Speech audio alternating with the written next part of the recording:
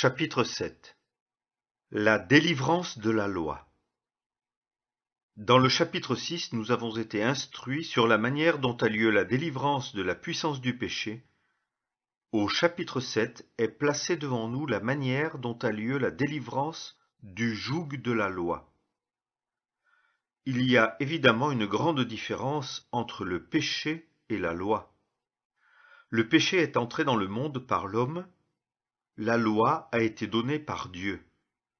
L'un est absolument mauvais, l'autre est sainte, juste et bonne. Il est facile de voir que nous avons besoin d'être délivrés de ce qui est mauvais. Il n'est pas si simple d'apprendre que, comme croyants, nous avons également besoin d'être délivrés du principe de la loi. Toutefois, l'examen de la nature de la loi et de ses effets devrait nous convaincre de la nécessité de la délivrance de sa domination.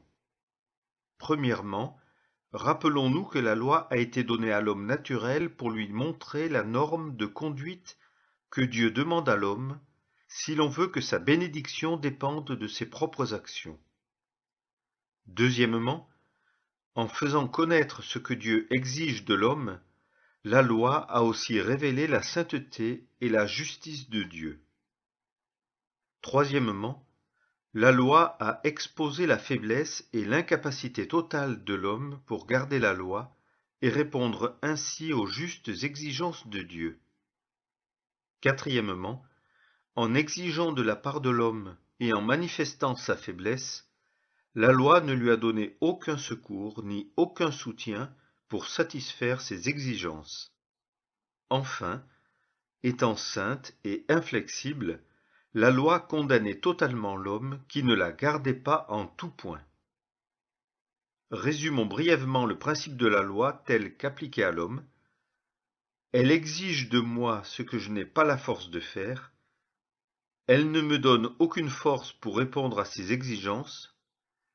Et quand je manque à satisfaire ses exigences, elle me condamne entièrement.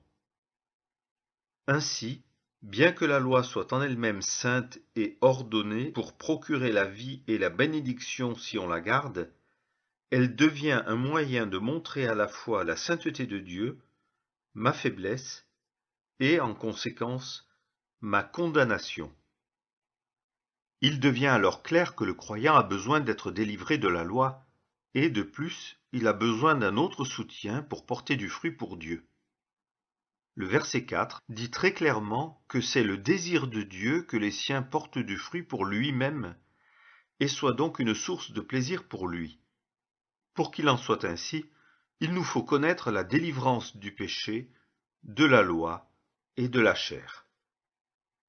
Cela nous amène au grand sujet du chapitre 7, où nous apprenons comment Dieu délivre de l'esclavage de la loi, et qu'un nouveau lien a été formé entre le croyant et Christ ressuscité, pour que nous puissions porter du fruit pour Dieu.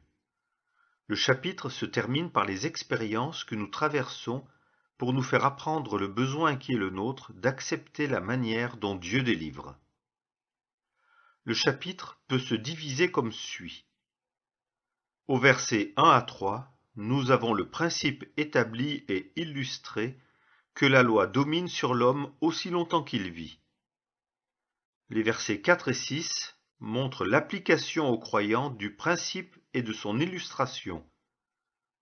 Au verset 7 à 13, nous avons l'utilisation et l'effet de la loi lorsqu'elle est appliquée à l'homme dans la chair. Au verset 14 à 25, nous avons les expériences d'un homme qui apprend, par le moyen de la loi, la vraie nature de la chair et son besoin d'un libérateur. Versets 1 à 3. L'affirmation et l'illustration du principe que la domination de la loi prend fin avec la mort. Citation de l'Écriture. Ignorez-vous, frères, car je parle à des gens qui entendent ce que c'est que la loi a autorité sur l'homme aussi longtemps qu'il vit, car la femme qui est soumise à un mari est liée à son mari par la loi tant qu'il vit. Mais si le mari meurt, elle est déliée de la loi du mari. Ainsi donc, le mari étant vivant, elle sera appelée adultère si elle est à un autre homme. Mais si le mari meurt, elle est libre de la loi, de sorte qu'elle n'est pas adultère en étant à un autre homme. » Fin de citation. Le grand principe qui sous-entend la doctrine des chapitres 6 et 7 est que nous ne pouvons pas être en vie dans ce à quoi nous sommes morts. Au chapitre 6, ce principe est appliqué au péché. Si nous sommes morts au péché, nous ne pouvons pas vivre dans le péché. Au chapitre 7, ce principe est appliqué à la loi. Si nous sommes morts à la loi, nous ne sommes plus sous la loi. L'apôtre s'adresse à ceux qui savent ce qu'est la loi. Cela semble inclure aussi bien les juifs que les non-juifs. Les juifs étaient sous la loi. Les non-juifs, y compris ceux de la chrétienté, n'étaient pas sous la loi au sens strict, mais ils entendaient très bien ce qui en était. L'apôtre leur rappelle le principe bien connu que la loi a autorité sur l'homme aussi longtemps qu'il vit. Ce principe est illustré par le cas de la femme mariée. Le lien inviolable du mariage est utilisé pour illustrer l'inviolabilité de la loi. Tant que le mari vit, la femme est liée par la loi à son mari. Si le mari meurt, elle est affranchie de la loi de son mari. Il n'a plus de domination sur elle. La mort rompt le lien. Elle est libre de se marier à un autre. Ainsi, le grand principe est établi que, si Dieu donne une loi à l'homme, un lien divinement formé est établi entre la loi et ceux qui sont sous elle, et seule la mort peut annuler ce lien. Versets 4 à 6. L'application aux croyants du principe que la domination de la loi prend fin avec la mort. Verset 4. Citation de l'Écriture.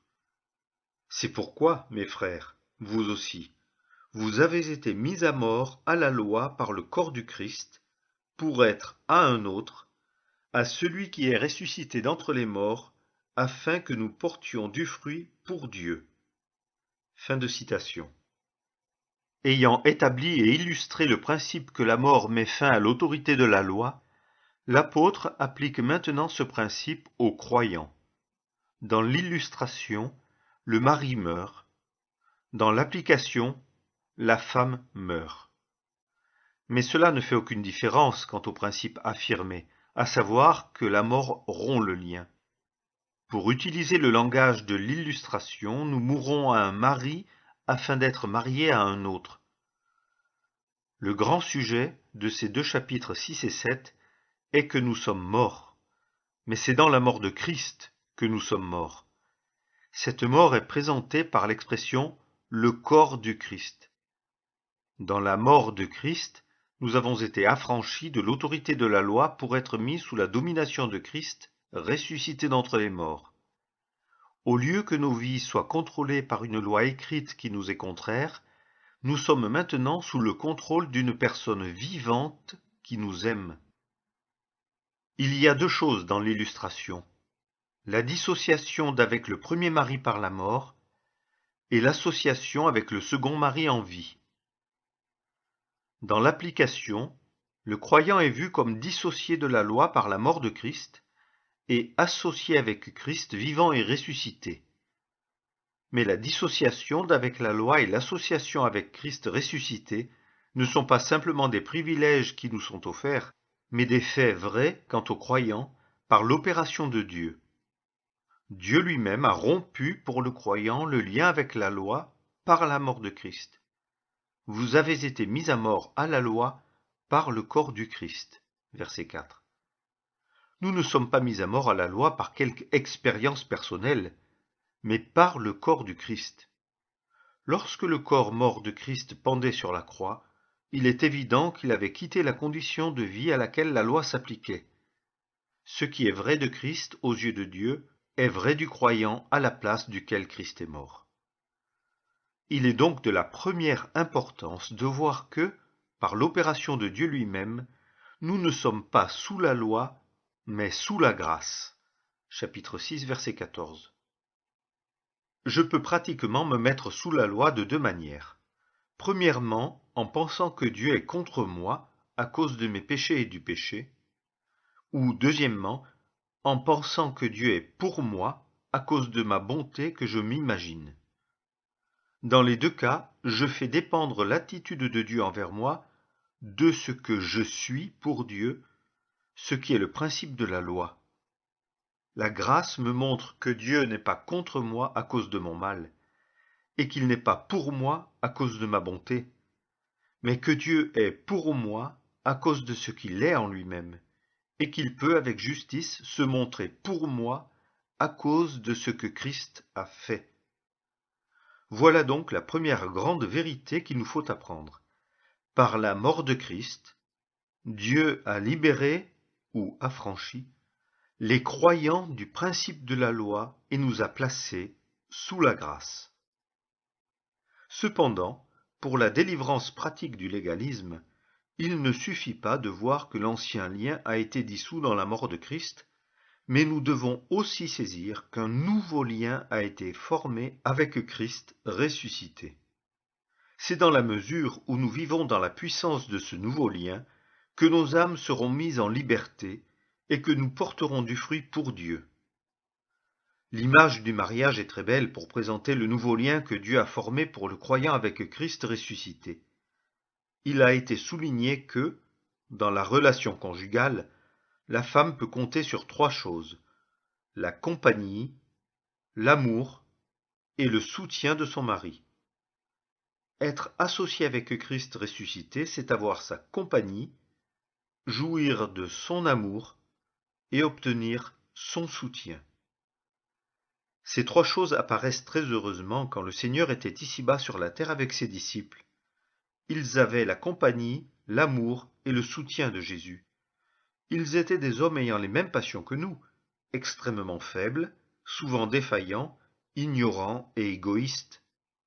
Ils avaient à faire face à des tempêtes, à rencontrer des privations, et l'ennemi était contre eux. Mais Christ était avec eux. Christ les a aimés jusqu'à la fin, et Christ les a soutenus à chaque pas du chemin. Maintenant qu'il est ressuscité, c'est encore notre privilège d'avoir sa compagnie, car il dit « Je ne te laisserai pas, et je ne t'abandonnerai point ». Hébreux 13, verset 5.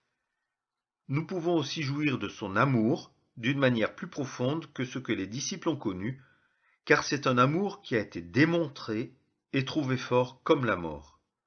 En outre, nous avons son soutien d'une manière que les disciples ne pouvaient guère réaliser, car c'est le soutien de celui qui a triomphé de tous les ennemis et qui a brisé la puissance de la mort et du tombeau. Pourrions-nous nous sentir seuls en compagnie de celui qui est si plein d'amour? Pourrions-nous être mécontents si nos cœurs sont remplis d'un amour que la mort ne peut pas briser, que le temps ne peut changer et que l'éternité ne peut épuiser? Pourrions-nous parler de notre faiblesse si nous réalisons que nous avons la toute-puissance de Christ ressuscité pour nous soutenir? C'est donc dans la réalisation de notre association avec Christ ressuscité que nous trouverons la délivrance pratique. Quand l'âme crie « Je rends grâce à Dieu par notre Seigneur Jésus-Christ » chapitre 7, verset 25, c'est qu'elle a été amenée à saisir ces deux choses, la dissociation d'avec la loi et l'association avec Christ ressuscité. Elle trouve ainsi la délivrance de la loi et porte du fruit pour Dieu. Versets 5 et 6. Citation de l'Écriture. Car, quand nous étions dans la chair, les passions des péchés, lesquelles sont par la loi, agissaient dans nos membres pour porter du fruit pour la mort. Mais maintenant nous avons été déliés de la loi, étant morts dans ce en quoi nous étions tenus, en sorte que nous servions en nouveauté d'esprit et non pas en vieillesse de l'être. Fin de citation. En outre, il est important de voir que nous ne pouvons pas être simultanément sous l'autorité de la loi et sous celle de Christ. Le contraste entre être sous la loi et être sous Christ est présenté de façon vivante dans les versets 5 et 6. Au verset 5, l'apôtre décrit l'effet d'être sous la loi quand nous étions dans la chair. Il peut dire « quand nous étions dans la chair », parce qu'il parle du point de vue chrétien. Comme chrétiens, nous ne sommes plus dans la chair, c'est-à-dire l'ancien état d'Adam avec toutes ses responsabilités. En regardant en arrière à cet ancien état, il décrit l'effet d'être sous la loi. Celle-ci excitait les convoitises de péché en les interdisant. Ensuite, les passions étant éveillées, les membres de nos corps les mettaient en pratique, avec comme résultat que la mort ou la séparation s'interposait entre nos âmes et Dieu. Mais maintenant, en contraste avec le passé, lorsque nous étions dans la chair, tout est changé. Et ce changement est dû à ce que nous sommes morts avec Christ. Ce n'est pas que la loi soit morte, mais nous sommes morts. Il faut lire « étant morts dans ce en quoi nous étions tenus ». Le résultat est que nous ne servons plus Dieu avec le sentiment d'être sous une obligation légale, à savoir de devoir faire ceci ou cela pour nous rendre Dieu favorable. Ce serait servir en vieillesse de l'être, verset 6, laquelle dit « fais ceci et tu vivras ». Mais étant libérés du principe de la loi, nous servons comme étant en esprit, trouvant plaisir à faire la volonté de Dieu. Voilà la nouveauté d'esprit. Versets 7 à 13. L'effet de l'action de la loi sur l'homme dans la chair. Versets 7 à 11. Citation de l'Écriture. Que dirons-nous donc? La loi est-elle péché? Qu'ainsi n'advienne. Mais je n'eusse pas connu le péché si ce n'eût été par la loi. Car je n'eusse pas eu conscience de la convoitise si la loi n'eût dit « Tu ne convoiteras point ». Mais le péché, ayant trouvé une occasion par le commandement, a produit en moi toutes les convoitises, car sans la loi, le péché est mort. Or moi, étant autrefois sans loi, je vivais. Mais le commandement étant venu, le péché a repris vie, et moi, je mourus. Et le commandement qui était pour la vie a été trouvé lui-même pour moi, pour la mort. Car le péché ayant trouvé une occasion par le commandement, me séduisit, et par lui me tua. Fin de citation. Ayant établi et appliqué le principe que la mort délivre de la servitude de la loi, l'apôtre montre maintenant l'usage de la loi en décrivant son effet sur l'homme dans la chair. L'apôtre a insisté sur la vérité que le croyant est délivré de la loi. Cette nécessité d'être délivré de la loi implique-t-elle que la loi est mauvaise? Il demande même « La loi est-elle péché ?» La réponse immédiate est « Qu'ainsi n'advienne ». L'apôtre se met alors à montrer son usage et à déclarer son excellence. Le principal usage de la loi est de prouver que nous avons en nous un principe mauvais appelé péché. L'apôtre dit « Je n'aurais pas connu le péché si ce n'avait été par la loi ». Il ne dit pas « les péchés », mais « le péché ». Il aurait été conscient des péchés même s'il n'avait jamais connu la loi. Nous n'avons pas besoin d'une loi pour nous dire qu'il est mauvais de voler ou de tuer. La conscience naturelle donne à un homme la conviction de sa mauvaise conduite. Mais la conscience ne révélera jamais à un homme son état intérieur de péché. La loi dit « Tu ne convoiteras point ». C'est le seul commandement qui s'applique à l'homme intérieur, tandis que les 9 autres commandements s'appliquent à la conduite extérieure. La conduite extérieure peut être irréprochable, et par conséquent laisser la conscience tranquille, sans avoir aucun sentiment de jugement ou de mort. Mais du fait que le péché est en nous, l'effet immédiat de la loi lorsqu'elle dit « Tu ne convoiteras point », c'est d'attiser la convoitise, et tout de suite la conscience sait que la loi est violée, et elle réalise que la mort en est le résultat. Le péché a repris vie, et moi je mourus. Verset 9. La loi qui a été ordonnée pour qu'on ait la vie si on lui obéit, voilà qu'elle apporte la mort à la conscience quand elle est violée. Versets 12 et 13. Citation de l'Écriture. La loi donc est sainte, et le commandement est saint et juste et bon. Ce qui est bon est-il donc devenu pour moi la mort? Qu'ainsi n'advienne. Mais le péché, afin qu'il parût péché, m'a causé la mort par ce qui est bon, afin que le péché devînt, par le commandement, excessivement pécheur. Fin de citation. Si l'effet de la loi est de provoquer la convoitise et de faire peser la mort sur la conscience, la loi est-elle mauvaise? Loin d'être mauvaise, la loi est sainte, et le commandement particulier « tu ne convoiteras point » est saint, juste et bon. Ceci étant, ce qui est bon cause-t-il la mort? Pas du tout. C'est le péché qui est la cause de la mort, non pas la loi. Tout ce que la loi fait est de rendre manifeste la présence et le caractère du péché. Le péché est en effet si mauvais qu'il prend occasion de ce qui est bon pour amener la mort sur la conscience. Ainsi, l'effet de la loi sur l'homme, du fait de ses convoitises, est de lui faire découvrir non seulement l'existence du péché, mais le caractère excessivement pécheur du péché. Versets 14 à 25. Les expériences par lesquelles est découvert le vrai caractère de la chair et le besoin qui s'ensuit d'un libérateur. Les derniers versets de ce chapitre 7 présentent l'expérience d'un homme sous la loi qui est pourtant né de nouveau et a par conséquent des désirs renouvelés dans son esprit. Les expériences sont présentées telles qu'elles apparaissent à celui qui est affranchi, ou libéré, de la domination de la loi. Ainsi, l'apôtre commence en disant « Nous savons que la loi est spirituelle » verset 14. Ce « nous » représente ceux qui sont dans la pleine position chrétienne. C'est ce que savent ceux qui sont libres. Ensuite, se mettant à présenter les expériences de quelqu'un sous la loi, l'apôtre passe du « nous » au « je » parce que les expériences énoncées ne reflètent pas une véritable expérience chrétienne. Néanmoins, c'est l'expérience que traversent la plupart des chrétiens, quoique dans des mesures différentes.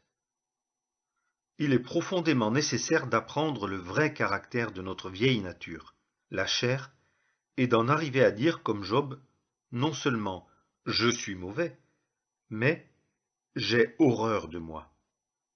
Nous pouvons atteindre cette connaissance de soi de trois façons.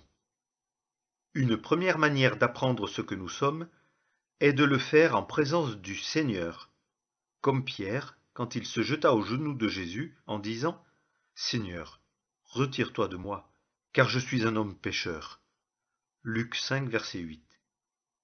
Une autre manière d'apprendre le mal de nos cœurs est de se faire piéger par le diable dans quelque péché public, comme Pierre quand il a renié le Seigneur. Enfin, nous pouvons apprendre le caractère de la chair en cherchant à faire ce qui est juste par nos propres efforts légalistes. C'est cette troisième façon d'apprendre par nous-mêmes qui est placée devant nous dans ces expériences de Romains 7. Le cas supposé est celui d'un homme avec des désirs renouvelés qui cherche à faire le bien en se mettant sous la loi. Dans toutes ces expériences, il n'y a aucune mention ni de Christ ni du Saint-Esprit. L'homme ne pense qu'aux exigences de la loi, à lui-même et à ses propres efforts. Nous pouvons être tout à fait au clair sur l'impossibilité d'obtenir le salut en gardant les 10 commandements, et pourtant, en même temps, on peut chercher à surmonter la chair et à bien agir sur le principe de la loi. Autrement dit, je peux chercher à contenir la chair en m'efforçant de garder certaines règles et maximes au lieu de regarder à Christ pour me soutenir. Le principe de la loi est que j'obtiens la bénédiction désirée en assumant mes responsabilités.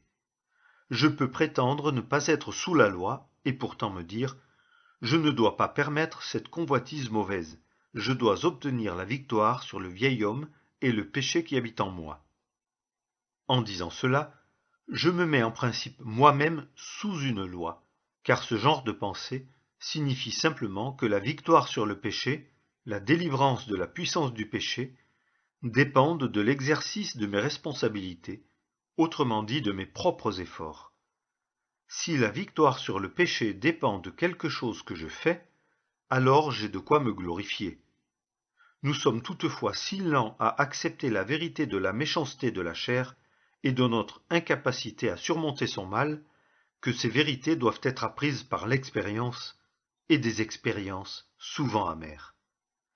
Nous pouvons passer de longues années à faire des efforts pour vaincre le péché et nous libérer de sa puissance, mais tant que ces efforts se poursuivent, notre histoire ne sera qu'une succession de défaites constantes et de déceptions. De telles expériences, si utiles et même nécessaires qu'elles soient, n'apportent jamais la délivrance du péché. L'expérience ne fait que prouver que nous ne pouvons pas nous délivrer de la puissance du péché. C'est ce qui est nécessaire d'apprendre avant de pouvoir être vraiment libre. L'expérience ne pouvant pas apporter la délivrance, il faut dans une certaine mesure qu'elle précède la délivrance. À travers ces expériences, si douloureuses soient-elles, nous apprenons des leçons nécessaires, comme l'apôtre le montre. Verset 14. Citation de l'Écriture. Car nous savons que la loi est spirituelle, mais moi, je suis charnel, vendu au péché. Fin de citation. Premièrement, dans le cas supposé, l'homme apprend qu'il est dans la servitude sous la puissance du péché. Il réalise que la loi par laquelle il tente de régler sa conduite est spirituelle, mais que, quant à lui, il est charnel, vendu au péché. Verset 15. Citation de l'Écriture. Car ce que je fais, je ne le reconnais pas, car ce n'est pas ce que je veux que je fais, mais ce que je hais, je le pratique. Fin de citation. Il l'apprend expérimentalement, car, dit-il, ce que je fais, je ne le reconnais pas, car ce n'est pas ce que je veux que je fais, mais ce que je hais, je le pratique. Il est évident que si je ne peux pas faire ce que je voudrais, et que je suis amené à faire ce que je hais, je ne suis pas un homme libre, je suis un captif. Verset 16. Citation de l'Écriture. Or, si c'est ce que je ne veux pas que je pratique, j'approuve la loi, reconnaissant qu'elle est bonne. Fin de citation. En outre, s'il faisait ce qu'il ne voulait pas, cela démontrait clairement qu'il approuvait la loi, qu'elle était bonne, et qu'il ne voulait pas faire le mal, mais qu'il était poussé par une force adverse. Verset 17. Citation de l'Écriture. Or maintenant, ce n'est plus moi qui fais cela, mais c'est le péché qui habite en moi. Fin de citation. Il découvre que cette puissance est le principe mauvais du péché. Donc, conclut-il, ce n'est plus moi qui fais cela, mais c'est le péché qui habite en moi. Ainsi, la tentative de contrôler et surmonter le mal de son propre cœur par des efforts légaux conduit à la découverte que l'âme est captive sous la puissance du péché. Début du verset 18. Citation de l'Écriture. Car je sais qu'en moi, c'est-à-dire en ma chair, il n'habite point de bien. Fin de citation. Deuxièmement, dans cette lutte pour faire le bien et surmonter le péché par des efforts légaux, une autre vérité importante est apprise. Je découvre le mal incorrigible de la chair. Comme le dit l'apôtre, je sais qu'en moi, c'est-à-dire en ma chair, il n'habite point de bien. Il ne dit pas je ne fais pas le bien, mais en moi, il n'habite point de bien. Il est ici question de ce que je suis, non pas de ce que je fais. En fait, la chair peut faire beaucoup de choses moralement justes. Sans doute que dans le cas supposé, la vie était sans reproche. L'échec était la convoitise, et cela est à l'intérieur. Dans la chair est une expression utilisée dans l'Écriture pour décrire notre condition déchue où nous sommes gouvernés par la vieille nature rattachée à Adam. Adam innocent était dans la chair, mais sans péché. Le Seigneur Jésus aussi était dans la chair, mais sans péché. Par la chute, la chair, ou la nature de l'homme, a passé sous la domination du péché, et ainsi la chair est devenue la chair de péché. Chapitre 8, verset 3. Dans cette lutte pour faire le bien, nous découvrons qu'en dépit de tous nos efforts, la chair ne change pas. La convoitise jaillit de manière toujours répétée dans le cœur, montrant que la vieille nature est là, incorrigible. Nous découvrons que non seulement il y a beaucoup de mal dans la chair, mais que dans la chair, il n'y a aucun bien. Nous sommes amenés au point où nous avons horreur de nous-mêmes. Job 42, verset 6. Fin du verset 18 et verset 19. Citation de l'Écriture. Car le vouloir est avec moi, mais accomplir le bien, cela je ne le trouve pas. Car le bien que je veux, je ne le pratique pas, mais le mal que je ne veux pas, je le fais. Fin de citation. Troisièmement, une autre vérité solennelle est apprise dans cette lutte. C'est le fait que nous n'avons aucune force. C'est peut-être la vérité la plus difficile et la plus humiliante à apprendre. Quelqu'un a dit que c'est là une leçon bien plus humiliante à apprendre que celle d'avoir commis certains péchés dans ma vie passée. Cela soulève la question non pas de ce que j'étais avant de connaître Christ, mais de ce que je suis maintenant que je le connais. La leçon que nous n'avons en nous-mêmes aucune force contre la chair est apprise par le fait que nos efforts pour surmonter la chair sont vains. Réalisant que cette convoitise, cet orgueil, cette vanité sont un tort et doivent être surmontés, nous nous mettons à l'œuvre par la prière, par l'étude de la parole et d'autres exercices religieux pour surmonter ces choses mauvaises. Le résultat est que nous nous fatiguons sans succès jusqu'à ce qu'enfin nous soyons obligés de dire « Accomplir le bien, cela je ne le trouve pas.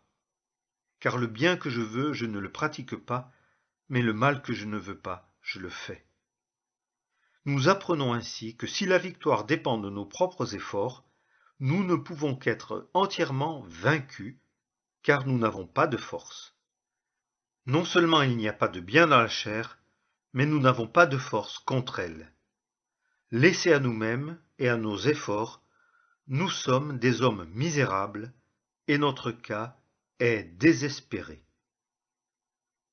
Versets 20 à 23. Citation de l'Écriture. Or, si ce que je ne veux pas, moi, je le pratique, ce n'est plus moi qui l'accomplis, mais c'est le péché qui habite en moi. Je trouve donc cette loi pour moi qui veut pratiquer le bien, que le mal est avec moi. Car je prends plaisir à la loi de Dieu selon l'homme intérieur, mais je vois dans mes membres une autre loi qui combat contre la loi de mon entendement et qui me rend captif de la loi du péché qui existe dans mes membres. Fin de citation. Quatrièmement, dans cette lutte pour surmonter les convoitises de la chair, nous apprenons à distinguer entre nous et le principe du mal au-dedans de nous. Si ce que je ne veux pas, moi, je le pratique, ce n'est plus moi qui l'accomplis, mais c'est le péché qui habite en moi. Il y a en nous un nouvel homme qui est appelé l'homme intérieur, et ce nouvel homme se plaît à faire le bien. Mais il y a aussi un principe mauvais qui a pouvoir sur les membres du corps et qui combat contre les désirs de bien qui gouvernent l'homme intérieur. Il s'ensuit que toutes ces luttes pour surmonter la chair par nos propres efforts nous laissent captifs du principe de péché qui opère dans nos membres. Verset 24. Citation de l'Écriture. Misérable homme que je suis, qui me délivrera de ce corps de mort? Fin de citation. Ayant découvert que nous sommes enchaînés à un corps dominé par le péché qui mène à la mort, nous sommes amenés à détourner les regards de nous-mêmes et à crier pour faire appel à un libérateur. Qui me délivrera de ce corps de mort? Ce que l'âme cherche n'est pas simplement une délivrance, mais un libérateur. Nous pouvons en effet en arriver au point de réaliser le besoin de délivrance du péché, mais sans y parvenir, car nous recherchons une délivrance plutôt qu'un libérateur. La question n'est pas comment être délivré, mais qui me délivrera? Verset 25. Citation de l'Écriture. Je rends grâce à Dieu par Jésus-Christ notre Seigneur. Ainsi donc, moi-même, de l'entendement je sers la loi de Dieu, mais de la chair, la loi du péché. » Fin de citation. La réponse vient immédiatement. Je rends grâce à Dieu par Jésus-Christ notre Seigneur. Le secret de la délivrance se trouve en vivant par la foi au Fils de Dieu qui m'a aimé et qui s'est livré lui-même pour moi. Galates 2, verset 20. La délivrance ne se trouve pas en s'appuyant sur nos prières, sur notre connaissance de l'Écriture ou sur notre dévouement, mais en regardant au Fils de Dieu. En présence de la chair, du monde et du diable, des ennemis qui sont beaucoup plus forts que nous nous tournons vers celui qui est plus fort que tous nos ennemis. La chair est trop forte pour nous, mais le Fils peut nous affranchir. Jean 8, verset 36. Le monde est trop fort pour nous, mais le Fils a vaincu le monde. Jean 16, verset 33.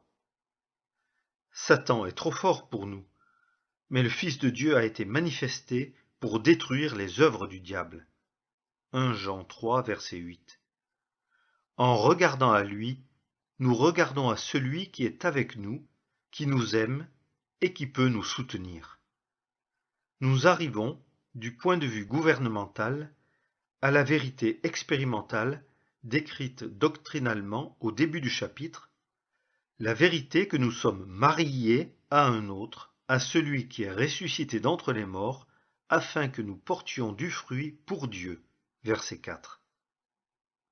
Ainsi, la délivrance est atteinte, mais par le moyen du libérateur. Néanmoins, cette délivrance n'est pas de la présence du péché, mais de la puissance du péché. Dans le ciel, nous serons délivrés entièrement de la présence du péché. Mais sur la terre, la chair est encore dans le croyant, quoiqu'il soit délivré de sa puissance. La dernière phrase du verset 25 le décrit clairement. Ainsi donc, moi-même, de l'entendement je sers la loi de Dieu, mais de la chair la loi du péché. C'est une constatation du caractère et de la disposition à la fois de la nouvelle et de la vieille nature. La délivrance de la loi ne modifie pas la disposition de l'esprit renouvelé vis-à-vis de la loi, ni ne modifie la chair. Que nous soyons délivrés ou pas, la tendance de l'esprit renouvelé est d'obéir justement à la loi de Dieu, et celle de la chair est de résister à Dieu et obéir au péché.